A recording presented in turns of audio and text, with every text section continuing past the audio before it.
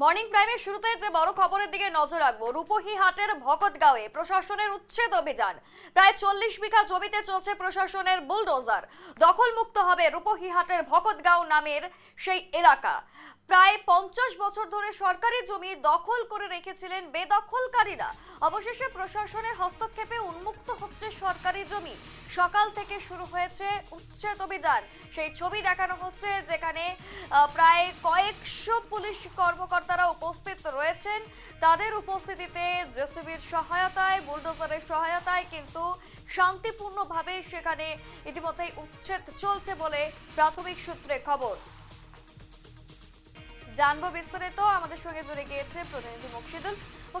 রূপহীহাটের ভকতগাঁওয়ে প্রশাসনের উচ্ছেদ অভিযান চলছে এবং কতটা শান্তিপূর্ণ উপায়ে সেখানে এই উচ্ছেদ অভিযান চলছে, স্থানীয়রা কি জানাচ্ছেন, পুলিশ প্রশাসনই বা কি জানাচ্ছেন?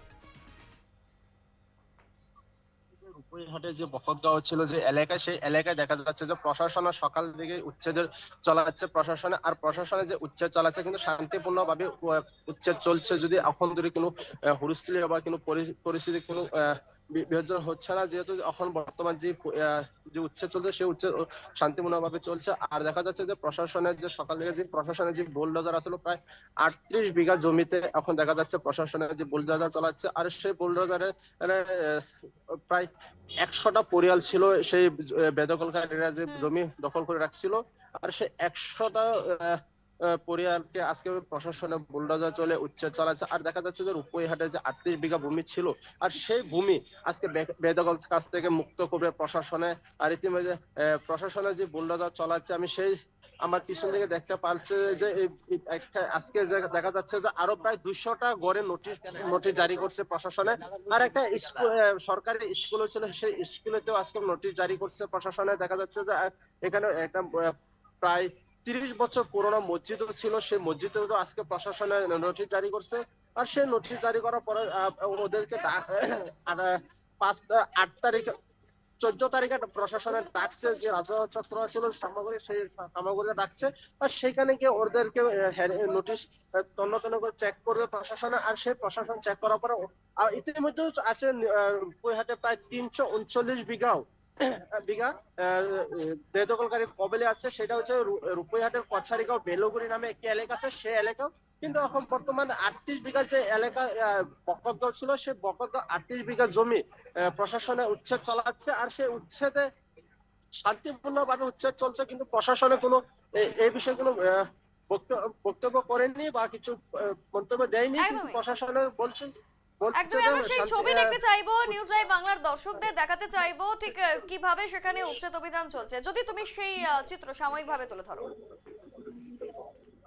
আমার এই পিছন দিকে দেখা যাচ্ছে যে এই প্রশাসনের যে উচ্ছেদ বুলডোজার চলছে, আমি সেই দৃশ্য দেখাচ্ছি যে কিভাবে যে প্রশাসনের উচ্ছেদ চালাচ্ছে। বা প্রায় 100 যে যে যে বেদখলকারীরা ছিল, সেই বেদখলকারীরা এখন বর্তমান বয়ে পালাচ্ছে। দেখা যাচ্ছে যে রূপহীহাটে যে বখতগাঁও ছিল, সেই বখতগাঁও এলাকা থেকে এখন পুলিশ প্রশাসনের যে উচ্ছেদের শব্দই বেশ কয়েকজন স্থানীয় রয়েছে তোমার পেছনে, ঠিক তারা কি জানাচ্ছেন এই বিষয়ে? এই বিষয়ে কিন্তু স্থানীয় লোকেরা এখন বক্তব্য করেনি। যেহেতু আমি দেখবো কথা বলবো, আপনি এই জায়গায় না আপনি কিন্তু ওদের প্রায় মানুষ এখন পালাচ্ছে, দেখা যাচ্ছে পুলিশের প্রশাসনের ভয়ে। কিন্তু আমি কথা বলবার চেষ্টা করবো, দেখা যাচ্ছে ওইখানে আরো এখানে স্থানীয় লোক আছে, ওখানে আমি কথা বলবো যে ওরা কি বলে। দেখা যাচ্ছে যে রূপহীহাটে যে আজকে বকতগাঁও যে এলাকায় প্রশাসন উচ্ছেদ চালাচ্ছে, কি বলবেন আপনারা? যে সরকারি মাটি আছে, এখানে সরকারি মাটি ছিল, সরকারি আছে। কত বিঘা মাটি ছিল এখানে? এটা আমি সঠিক করতে পারি না কত বিঘা মাটি আছে। আরো লোক আছে, আমি ওদের কাছ থেকে জানবো। এখানে দেখা যাচ্ছে যে প্রশাসন উচ্ছেদ চালাচ্ছে, কত বিঘা মাটি এখানে বেদখলকারীর কবলে ছিল? 28 বিঘা।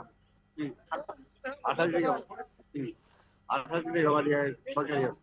আর আজকে প্রশাসন উচ্ছেদ চালাচ্ছে, শান্তিপূর্ণ ভাবে উচ্ছেদ চলছে, কোনো অসুবিধা নেই, অসুবিধা নেই। হ্যাঁ, স্থানীয় লোকেরা বক্তব্য করছে যে এখানে শান্তিপূর্ণ ভাবে উচ্ছেদ চলছে, কিন্তু কোনো শান্তিপূর্ণভাবে উচ্ছেদ চলছে। আর প্রশাসনে 38 বিঘা ভূমি যে বেদখলকারী কবলে ছিল, সেই ভূমি আজকে বেদখলকারী কবল থেকে মুক্ত করবে নগাঁও প্রশাসনে। আর এই প্রশাসনেরা দেখা যাচ্ছে যে এইভাবে বুলডোজার চালাচ্ছে। আর ঘর বাড়ি ব্যাংক চুর করে দিচ্ছে যেহেতু, আর এই প্রশাসনের বয়েরা ইতিমধ্যে দেখা যাচ্ছে যে ইতিমধ্যে প্রশাসনের বয়েরা যেগুলি বেদখলকারী ছিল সেই বেদখলকারীরা ইতিমধ্যে এখান থেকে পালিয়ে যাচ্ছে, দেখা যাচ্ছে ভয়ে পালাচ্ছে। একেবারে বেদখলকারীরা যারা রয়েছেন তারা ঠিক কোথায় যাচ্ছেন কিছু জানা যাচ্ছে স্থানীয় সূত্রে?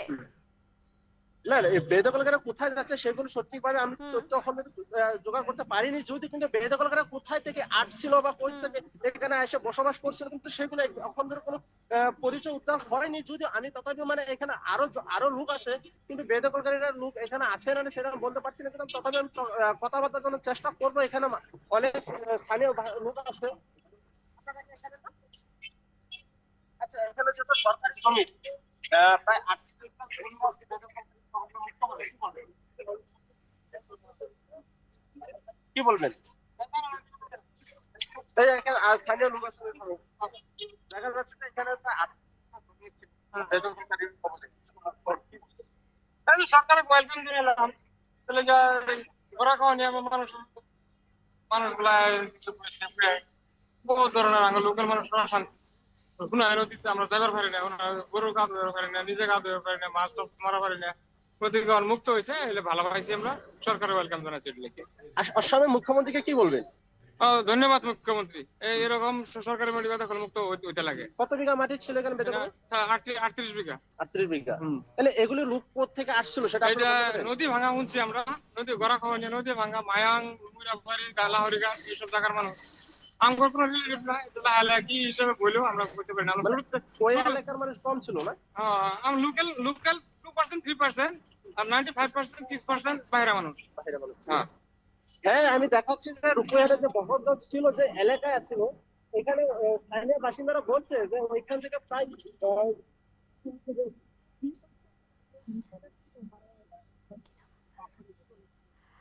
একেবারে মকসিদুল, তোমার একেবারে সাউন্ড স্পষ্টভাবে উঠে আসছে না, যদি তুমি একটু দূরে সরে গিয়ে কথা বলো।